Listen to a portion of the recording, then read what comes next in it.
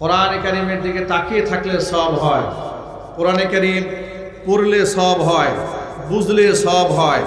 এমনকি কোরআন মাজিদ যদি কোনো ব্যক্তি অন্তরে ধারণ করে, কাল কিয়ামতের কঠিন ময়দানে এই কোরআন তার জন্য সুপারিশকারী হয়ে ব্যক্তিকে জান্নাত পর্যন্ত পৌঁছে দেবে। কোরআন মাজিদ ব্যক্তির এমন বন্ধু হয় যে কবরের মধ্যে যখন ব্যক্তি একাকী থাকে, তার সাথী কেউ থাকে না, তার বন্ধু বান্ধব কেউ থাকে না। নবী করিম সাল্লাল্লাহু আলাইহি সাল্লাম বলেছেন, মানুষ যখন মারা যায় কবর পর্যন্ত তিনটি জিনিস তার সাথে যায়, দুটো জিনিস ব্যাক করে একটি জিনিস তার সাথে থেকে যায়। কবর পর্যন্ত তার আত্মীয় স্বজন যায়, কবরে যখন তাকে মাদফুন করা হয় সেখান থেকে ব্যাক করে, কবরে যখন তাকে শোয়ানো হয় তার সম্পদ ফিরে আসে, কিন্তু তার আমলটা কবরের মধ্যে তার সাথে থেকে যায়। নবী করিম সাল্লাল্লাহু আলাইহি সাল্লাম বলেছেন, প্রতি রাতে যে ব্যক্তি একবার করে সূরাতুল ওয়াকিয়া তিলাওয়াত করবে, এই ব্যক্তিকে যখন কবরে মাদফুন করা হবে তখন এই সূরাটাকে আল্লাহ তাআলা একটা পাখির সূরত দান করবেন। একটা পাখি হয়ে মৃত মাদফুন ব্যক্তির বুকের উপর বসবে, বসে তার দুইটা ডানা এরকম করে ঝাপটা দিয়া এই লাশটাকে ঢেকে রাখবে। তখন সে ডেকে ডেকে বলতে থাকবে ফেরেশতাদেরকে, যখন প্রশ্ন করতে আসবে মার রাব্বুকা ওয়া মান নাবিয়্যুকা ওয়া মা দীনুক, সে বলবে প্রশ্নের জবাব যা আছে সব আমি দেব, আস্তে আস্তে প্রশ্ন করো, তাকে আমি ঘুম পাড়িয়েছি, কিয়ামত পর্যন্ত তার ঘুমে বেঘাত সৃষ্টি করে দেব। এমন পরম বন্ধুর নাম হচ্ছে সূরাতুল মুলক। এই জন্য সূরাতুল মুলকের আরেকটা নাম হচ্ছে সূরাতুল মুনজিয়া। আনজা ইউনজি ইনজা আন মানে হচ্ছে রক্ষা করা, মুনজিয়া মানে হচ্ছে রক্ষাকারী। যে ব্যক্তি এই সূরা নিয়মিত তেলাওয়াত করে কবর আযাব থেকে ব্যক্তিকে রক্ষা করে। সুতরাং আল্লাহ রাব্বুল আলামিন আমাদের সকলকে প্রতিনিয়ত সূরাতুল ওয়াকিয়া প্রতিদিন তিলাওয়াত, সূরাতুল মুলক তিলাওয়াত করার তৌফিক দান করেন, জোরে বলেন আমিন। প্রতিদিন যদি কোনো ব্যক্তি একবার করে বাদ মাগরিব সূরাতুল ওয়াকিয়া পাঠ করে, নবী করিম সাল্লাল্লাহু আলাইহি সাল্লাম বলেছেন, দারিদ্রতা এই জীবদ্দশায় কোনোদিন তাকে স্পর্শ করবে না। সুবহানাল্লাহ, জোরে বলেন। কোরআনের সান্নিধ্য গ্রহণ করলে ব্যক্তিকে এভাবে কোরআন দুনিয়াতেও সম্মানিত করে, চরম মুসিবতের সময় তার পাশে এসে দাঁড়ায়। হাত্তা কিয়ামতের দিন কোরআন আল্লাহর দরবারে সুপারিশকারী হয়ে দাঁড়াবে। দুটো জিনিস আল্লাহর সামনে দাঁড়াবে, কোরআন দাঁড়াবে, রমজান মাসে রোজা দাঁড়াবে। আল্লাহ পাক রোজার আবদার রক্ষা করবে, কোরআনের দাবিও রক্ষা করে, যারা তিলাওয়াত করেছে তাদেরকে মাফ করে দেবেন। সুতরাং এই কোরআনের সাথে সংশ্লিষ্ট থাকা দরকার আমাদের আছে না নাই? আর একটু জোর আওয়াজে বলেন। আজকের মাহফিল কর্তৃপক্ষ মসজিদের উদ্যোগে আজকে আয়োজন করেছে।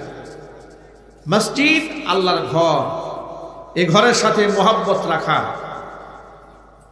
পরকালে আল্লাহর পক্ষ থেকে বিরাট বড় নিয়ামত পাওয়ার লক্ষণ।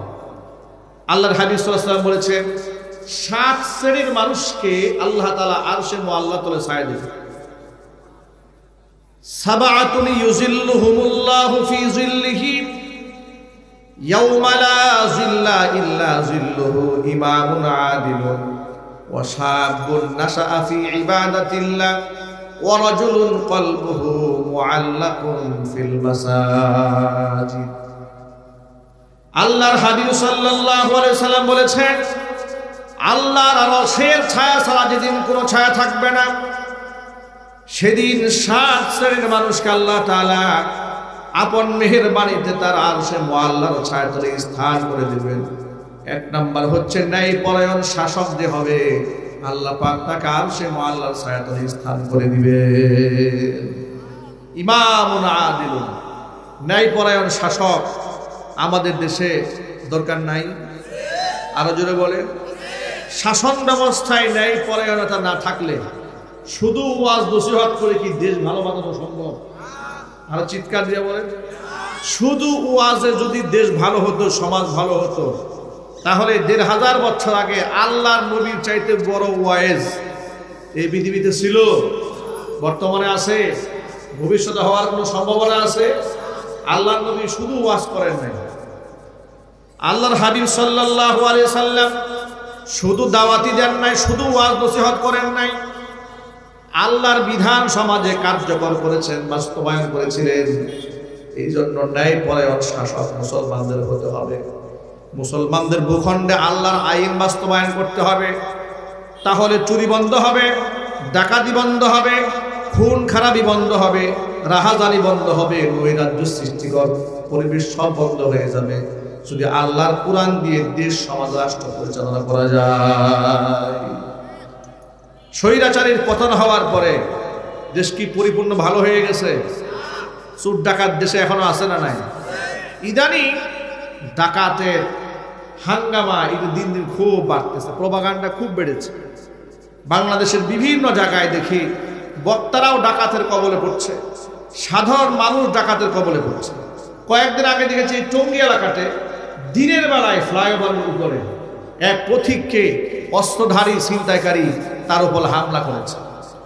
কিছুদিন আগে দেখেছেন যে এই পথেই বাংলাদেশের একজন আলোচিত বক্তা যাচ্ছিলেন ওয়াজ করে শেষ রাতের দিকে, তাকে পুরা গাড়িটা ভেঙে টুকরা টুকরা করে দিয়েছে, ক্ষতবিক্ষত করে দিয়েছে। মাত্র ৩-৪ দিন আগের ঘটনা। উত্তরবঙ্গে আমাদের একটি মাহফিল ছিল, আমরা যমুনা ব্রিজ পার হয়ে সিরাজগঞ্জে গিয়েছিলাম প্রোগ্রাম। সেখানে আমাদের সাথে গজল পরিবেশন করার জন্য সেখানে গিয়েছিলেন সুর সম্রাট মশিউর রহমান, শিল্পী মশিউর রহমান। অনেক গজলের সুর করেছেন, অনেক সুন্দর গান তিনি বলিষ্ঠ কণ্ঠে। একই মঞ্চে আমি ওয়াজ করেছি, উনি গজল পরিবেশন করেছেন। আমার আরেকটি মাহফিল ছিল পাবনাতে, সিরাজগঞ্জের আরেকটা উপজেলাতে শাহজাদপুর, আমি সেখানে চলে গেছি, উনি ব্যাক করে আসতেছেন। যমুনা ব্রিজে ওঠার আগে তাকে এলো পাতারি রামদা দিয়ে কুপাইয়া গাড়ির গ্লাসগুলা টুকরা টুকরা করে ফেলেছে। গ্লাসগুলা ভেঙে তার শরীরের মধ্যে বিদ্ধ হয়েছে, পা কেটে গেছে, শরীর ক্ষত বিক্ষত হয়েছে, রক্তাক্ত হয়ে গেছে। ডাকাত এত বাড়া বেড়েছে, বিশেষ করে দেশ যখন জুলাই আগস্টের বিপ্লবে স্বাধীন হলো ৩-৪ দিন তো রাত জেগে গোটা দেশের মানুষকে পাহারাদারি করতে হয়েছে। কথা বলতে হবে, ঠিক কিনা বলেন? মসজিদের মাইকে ডাকাত এসেছে বলে অ্যানাউন্স করা হয়েছে, মানুষকে জাগ্রত থাকতে হয়েছে। এই যে সমাজে ডাকাতের প্রপাগান্ডা বেড়েছে, চুরি বেড়েছে, ছিনতাই বেড়েছে, ধর্ষণ বেড়েছে, খুন খারাপি বেড়েছে, রাহাজানি বেড়েছে, এগুলা যদি মুক্ত করতে হয়, এগুলো যদি সমাজ থেকে বিলুপ্তি ঘটাতে হয়, শুধু ওয়াজ করে সম্ভব হবে? আরো জোরে বলেন, শুধু ওয়াজ করে হবে না। আল্লাহর নবী সাল্লাল্লাহু আলাইহি ওয়াসাল্লাম তার চাইতে বড় ওয়াইজ, তার চাইতে বড় বক্তা দুনিয়াতে আর আসবে না। কোরআন মাজিদ আল্লাহ পাক তাকে দায়ী বলেছেন, মুবাশশির বলেছেন, নাযীর বলেছেন। ইয়া আইয়ুহান নাবিয়্যু ইন্না আরসালনাকা শাহিদাও ওয়া মুবাশশিরাও ওয়া নাযীরা ওয়া দাঈয়ান ইলাল্লাহি বিইذনিহি ওয়া সিরাজাম মুনীরা। আল্লাহ পাক তার নবীকে দায়ী বলেছেন। সেই দায়ী নবী যখন রাষ্ট্রপ্রধান হয়েছেন, খেলাফতে কায়েম করেছেন, খেলাফত কায়েম করার পরে চুরি ডাকাতি বন্ধ করে দেওয়ার জন্য আল্লাহর আইন সমাজের মধ্যে কার্যকর করেছেন। কোরআন মাজিদের মধ্যে আয়াত আছে, আল্লাহ বললেন ওয়াস-সারিকু ওয়াস-সারিকাতু ফাকাতউ আইদিয়াহুমা জাযাআন বিমা কাসাবা নাকালাম মিনাল্লাহ। চোর নারী হোক আর পুরুষ হোক, যদি প্রমাণ সাপেক্ষে ধরা পড়ে হাত কেটে দাও, বিধানটা দিয়েছেন কে? তো আল্লাহর নবী সাল্লাল্লাহু আলাইহি সাল্লামের কাছে এক সম্ভ্রান্ত চোর মহিলার বিরুদ্ধে নালিশ গেল। সাক্ষ্য প্রমাণ সবকিছু নেওয়ার পরে নবী করিম সাল্লাল্লাহু আলাইহি সাল্লাম সিদ্ধান্ত দিলেন মহিলার হাত কেটে দিতে হবে। পুরো এলাকার মধ্যে কানাঘুষা গুঞ্জন শুরু হলো। একদিক থেকে মহিলা মানুষ, আরেক দিক থেকে সম্ভ্রান্ত মহিলা, না হয় একটু চুরি করে ফেলেছে শয়তানে ধোঁকায় পড়ে। এই জন্য শাস্তিটাকে হাত কর্তন না করে একটু লঘু শাস্তি দেওয়া যায় কিনা, যেমন নাকে মুখে চুনকালি দিয়ে দিল, সবার সামনে বকাঝকা করলো, কিংবা জমিনের সাথে নাকে খত দিল, এগুলা করে করে শাস্তি কমায় দেওয়া যায় কিনা, এই ব্যাপারে নবী করিম সাল্লাল্লাহু আলাইহি ওয়াসাল্লামের কাছে সাহাবীদের পক্ষ থেকে সুপারিশ করার জন্য একটা আলোচনা শুরু হলো। কিন্তু আল্লাহর রাসূলের কাছে গিয়া বলবেন যে শাস্তি আপনি কমায় দেন, এই কথা বলতে সাহস পাচ্ছে না। মনে মনে তারা সাহাবীরা সিদ্ধান্ত নিলেন যে এই প্রস্তাব আল্লাহর নবীর কাছে কে নিয়ে যেতে পারে?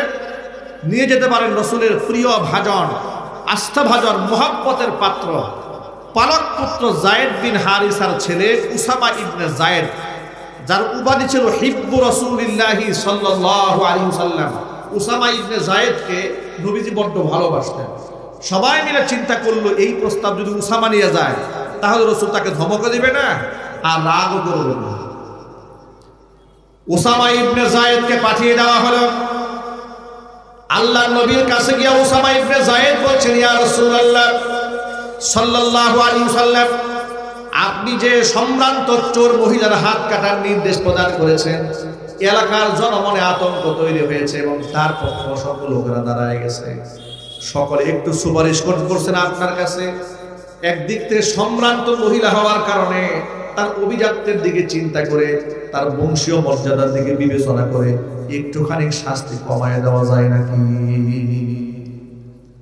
আল্লাহর নবীর কাছে এই প্রস্তাবটা দেওয়ার সাথে সাথে আল্লাহর নবী এত রাগ হয়ে গেলেন।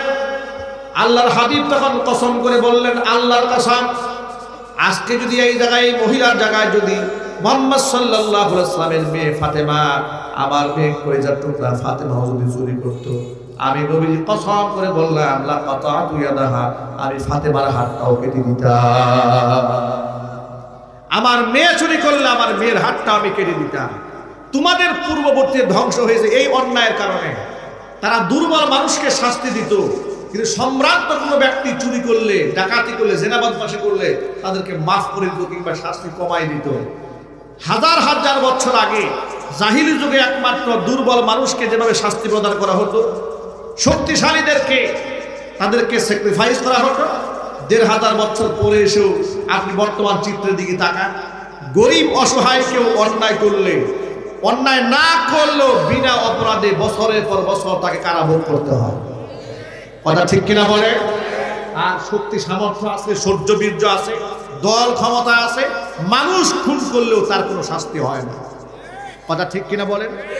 স্বৈরাচারের আমলে দেখেছেন না আপনারা, ধর্ষণের সেঞ্চুরি করেছে বিশ্ববিদ্যালয়ে। ১০০ নারীর সাথে ধর্ষণ করে বিশ্ববিদ্যালয়ে মিষ্টি বিতরণ করেছে। নাউজুবিল্লাহ বলবেন না? তার কোনো শাস্তি হয় নাই। পক্ষান্তরে আলেম বউ নিয়ে বেড়াতে গেছে, একেবারে তাকে অ্যাটাক করে রিসোর্টের মধ্যে বন্দি করে নাজেহাল করা হয়েছে। নিজের বউ দিয়ে স্বামীর বিরুদ্ধে মামলা দেওয়া হয়েছে। এরপরে বাংলাদেশের এক বিখ্যাত গ্রুপ অফ কোম্পানির মালিক, আমি নামটা বললাম না, তার এক গার্লফ্রেন্ডকে সে হত্যা করেছে কিংবা তার প্ররোচনায় সে আত্মহত্যা করেছে। মুনিয়া হত্যা মামলা হলো।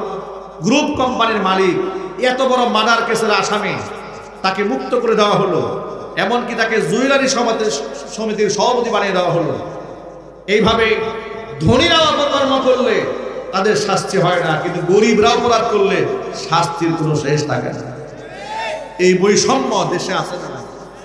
বিচার ব্যবস্থায় বৈষম্য আছে না? রাজনীতির মাঠে বৈষম্য আছে না? সামাজিক অঙ্গনে বৈষম্য আছে না? সবচাইতে বড় বৈষম্যের শিকার এই বাংলাদেশে সংখ্যাগরিষ্ঠ মুসলমান হওয়ার পরেও এই মুসলমানরাই এই দেশে সবচেয়ে বড় বৈষম্যের শিকার হয়েছে। আপনারা ইতিহাস স্মরণ করাই দিই, ঢাকা ইউনিভার্সিটি নবাব সলিমুল্লাহ দানের জায়গায় ইউনিভার্সিটি। এই বিশ্ববিদ্যালয়ে যদি মাদ্রাসা ব্যাকগ্রাউন্ডের কোনো ছেলে ভর্তি হতে গিয়েছে, তাকে ইংরেজি সাবজেক্টে পড়তে দেওয়া হয়নি। তাকে সে অনার্স মাস্টার্স করবে, ইংরেজি দেওয়া হবে না। সায়েন্স ডিপার্টমেন্টে সে পড়তে পারবে না। কি করা হবে? ও তোমার ব্যাকগ্রাউন্ড মাদ্রাসা থেকে এসছো, তুমি এখানে রাজনীতি পলিটিক্যাল সায়েন্সে পড়াশোনা করতে পারবে না। কেন? কারণ মাদ্রাসা ব্যাকগ্রাউন্ড আছে। ও যদি পলিটিক্যাল সায়েন্স নিয়ে অনার্স মাস্টার কমপ্লিট করে বের হয়ে আসে, সে তো মুসলিম রাজনীতিবিদ হবে। ঠিক কিনা বলেন? তাহলে মুসলিম রাজনীতিবিদ হয়ে গেলে ওরা যে রাজনীতির মাঠ থেকে ইসলামকে বাদ দিতে চায়, এই স্বপ্ন তো পূরণ হবে না। ভারতের দাদা বাবা নারাজ হয়ে যাবে। ওরা তো চায় দেশের মানুষ ওদের দাসত্ব করুক, ওদের গোলামি করুক। এই জন্য সুকৌশলে মাদ্রাসা ব্যাকগ্রাউন্ড থাকলে ভালো একটা সাবজেক্ট নিয়ে ছাত্রদেরকে পড়াশোনা পর্যন্ত করতে দেওয়া হয় না। এমনকি বিশ্ববিদ্যালয় চত্বরে পূজা হয়েছে। বাংলাদেশের অসংখ্য কলেজের সামনে সেখানে পূজা উৎসব হয়েছে, কিন্তু মাহফিল করতে দেওয়া হয় নাই। হাতটাকে বিশ্ববিদ্যালয় কর্তৃপক্ষ গত বছর কোরআন তেলাওয়াত করার অপরাধে ঢাকা বিশ্ববিদ্যালয়ের ভিসি সাধারণ শিক্ষার্থীদেরকে শোকজ করেছিল। কেন তারা কোরআন শরীফ পড়েছে? রমজান মাসে ইফতার পার্টি করতে দেয় নাই, কিন্তু হোলি খেলা ঠিকই হয়েছে। রমজান মাসে সিরাত প্রোগ্রাম করতে দেয় নাই, কিন্তু সেখানে শিখ সম্প্রদায়ের তলোয়ার নিয়ে রাস্তাঘাটে মিছিল হয়েছে। এর মানে বিধর্মীরা, মুশরিকেরা সব করতে পেরেছে, কিন্তু সংখ্যাগরিষ্ঠ মুসলমানেরা তাদের ধর্মীয় স্বাধীনতা পায় নাই। কথা বলেন ঠিক কিনা? এই বৈষম্যের শিকার মুসলমানরা বছরের পর বছর হয়েছে, যুগের পর যুগ হয়েছে। সময় এসেছে বৈষম্য ভেঙে দেওয়া। বৈষম্যহীন রাষ্ট্র ব্যবস্থা যদি করতে হয়, আল্লাহর কসম, তন্ত্র মন্ত্র দিয়েও হবে না, কোনো প্রকার দর্শন দিয়ে হবে না। সব দর্শন বাদ দিয়ে কোরআনী শাসন ব্যবস্থা চালু করতে হবে। কথা বলতে হবে ঠিক কিনা? তাহলে দেশে ইনসাফ প্রতিষ্ঠা হবে। নবী করিম সাল্লাল্লাহু আলাইহি ওয়াসাল্লাম শুধু ওয়াজ করেন নাই, আল্লাহর নবী সাল্লাল্লাহু আলাইহি ওয়াসাল্লাম চুরি করার অপরাধে মানুষের হাত কেটে দিয়েছে। কোরআনে কারীমের দিকে তাকিয়ে থাকলে সওয়াব হয়, কোরআনে কারীম পড়লে সওয়াব হয়, বুঝলে সওয়াব হয়। এমনকি কোরআন মাজিদ যদি কোনো ব্যক্তি অন্তরে ধারণ করে, কাল কিয়ামতের কঠিন ময়দানে এই কোরআন তার জন্য সুপারিশকারী হয়ে ব্যক্তিকে জান্নাত পর্যন্ত পৌঁছে দেবে। কোরআন মাজিদ ব্যক্তির এমন বন্ধু হয় যে কবরের মধ্যে যখন ব্যক্তি একাকী থাকে, তার সাথী কেউ থাকে না, তার বন্ধু বান্ধব কেউ থাকে না। নবী করিম সাল্লাল্লাহু আলাইহি সাল্লাম বলেছেন, মানুষ যখন মারা যায় কবর পর্যন্ত তিনটি জিনিস তার সাথে যায়। দুটো জিনিস ব্যাক করে, একটি জিনিস তার সাথে থেকে যায়। কবর পর্যন্ত তার আত্মীয় স্বজন যায়।